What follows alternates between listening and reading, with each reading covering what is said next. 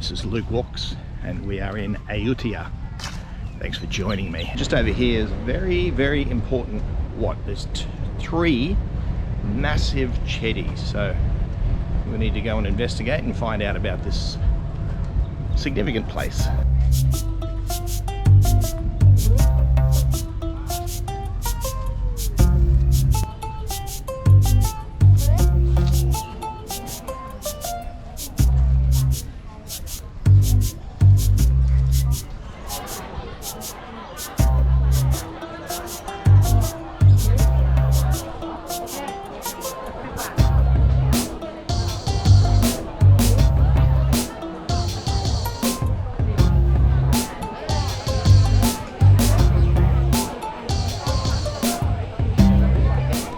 I've just done a little bit of research and I've discovered that that a king and his two sons, that's what these chedis are for, and that's where their remains are. So I'll tell you a little bit more about that story.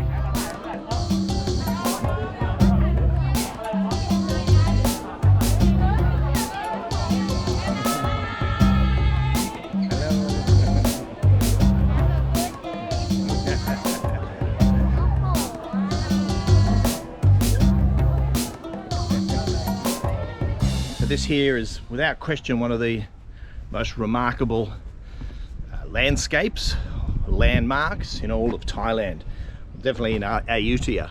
So Wat Arun and these three chedis are often kind of silhouetted when you see any kind of advertising or promotional material about Thailand and the from the tourism bureau. Wat Phra Si Sanphet. And let me tell you about those three chedis behind and this whole temple area. So this was the original site of the Grand Palace, but in 1448 there was a new Grand Palace built further to the north, and this place here was converted into a religious site. Now I'm reading here, after King Borommatrailokanat, sorry if I got that wrong, when he passed away, his son King Boromracha III took over the throne and ruled for 3 years. He too passed away shortly after, and his brother King Ramathibodi II took over the throne. When King Ramathibodi II took the throne, he cremated the ashes of his father and his brother. King Ramathibodi II built the second huge chedi, and the west one was for his father, the king. So the furthest one to the west is for the father, and the one in the middle is for the brother, who passed away shortly after. And then later, when King Ramathibodi II passed away, his son, King Boromracha IV, built another chedi next to the two earlier to keep the remains of his father, King Ramathibodi. So it's the father and the two brothers. These are the chedis, and their remains are located in these chedis. Being part of the royal palace, Wat Phra Si Sanphet is considered the most important religious sites in the Ayutthaya period. The temple is not only a significant historical site, but also considered the spiritual center of the area. Wat Phra Si Sanphet is the royal monastery, and therefore no monk is allowed to reside at. However, the temple served to conduct ceremonies with the royal court, such as the ritual to drink an oath of allegiance.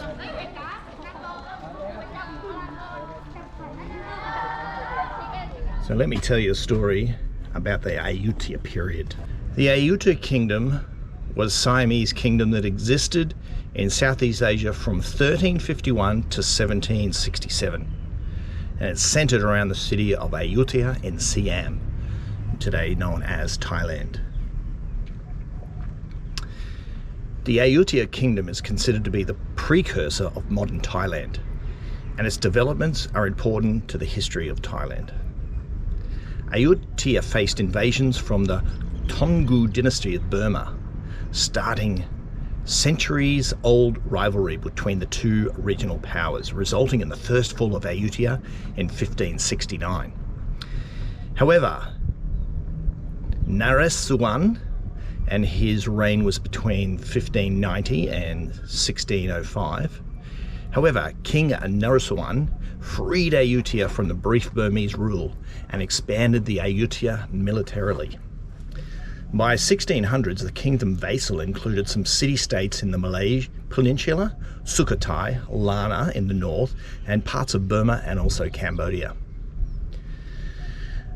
The extent of Ayutthaya's control over its neighbours varied over the time.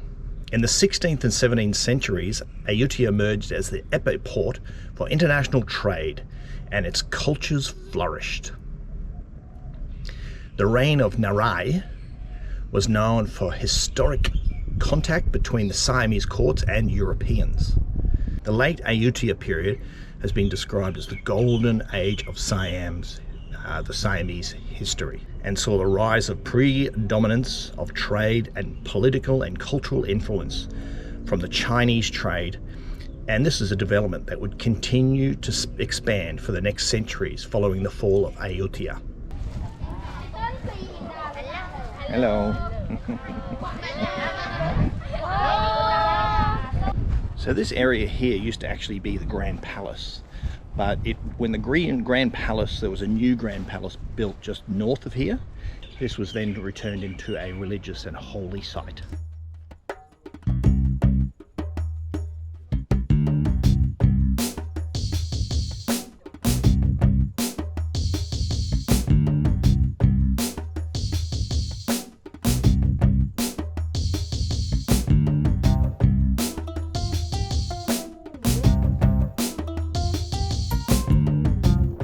I do love the crookedness of a lot of these walls and prangs that are around these temples in Ayutthaya. You kind of get the feeling that they're about to fall over. But also I like to use my imagination. It's like almost like I'm discovering these places, which I know I'm not, but it's nice to make believe. I do really love wandering around these temples of Ayutthaya. Just got to put up with the heat.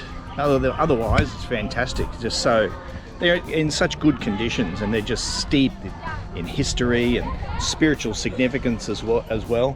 Yeah, it's a wonderful place. So if you're into a history, then Ayutthaya is definitely the place for you.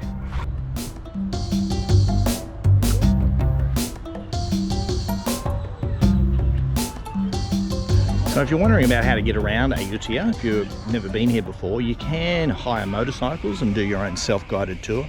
You can also getting these kind of three-wheeler tuk-tuk.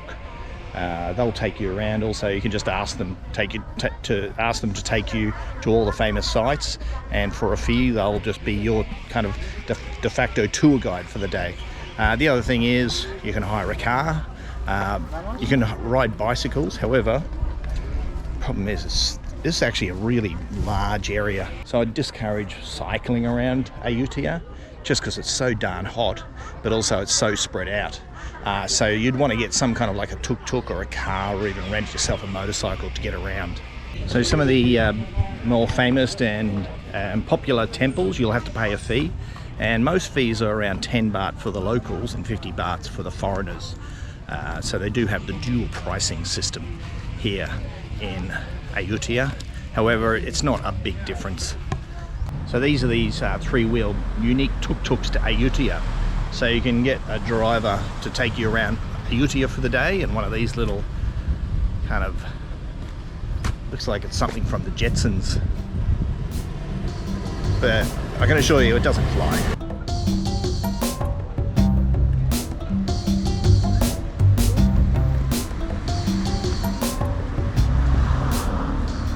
lukewalks recommends not cycling around this area. It's too big and it's too hot, and the fun factor will soon vanish.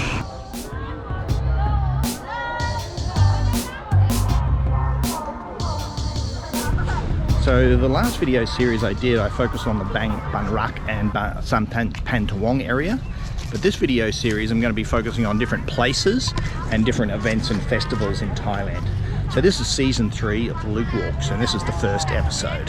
Ayutthaya, the ancient city of Ayutthaya.